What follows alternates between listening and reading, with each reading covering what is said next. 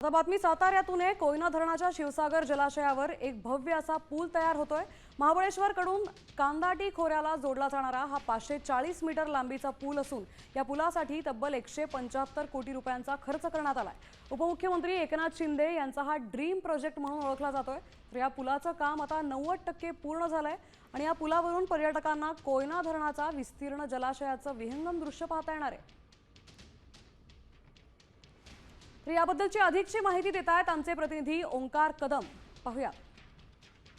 महाबळेश्वरकडून कांदाटी खोऱ्याला जोडला जाणारा हा जो आपण आता उभा आहे हा सर्वात मोठा पूल आता अगदी पूर्णत्वाला आल्याचं पाहायला मिळतंय। कांदाटी खोऱ्याचा जो भाग आहे या खोऱ्यात हे कोयनेचा बॅकवॉटर आहे आणि या बॅकवॉटरवर हा जो भाग आहे सोळशी आणि कांदाटी या दोन्ही भागाला जोडला जाणारा हा महत्वाकांक्षी प्रकल्प आहे। आपण आता उभे आहोत हा 150 फूट उंच या हाईटवर आहोत आणि या हाईटवरच या पुलाच्या बाजूलाच असणारी ही विविंग गॅलरी असणार आहे आणि या विविंग गॅलरीतून पर्यटकांना या कोयनेच्या बॅकवॉटरचा आनंद लुटता येणार आहे। जवळपास 3 वर्ष या प्रोजेक्टची काम सुरू होतं आणि आता हा प्रोजेक्ट अंतिम टप्प्यात आहे।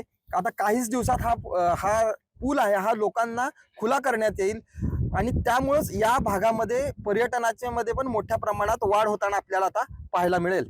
ओंकार कदम, साम टीव्ही न्यूज, कांदाटी, सातारा।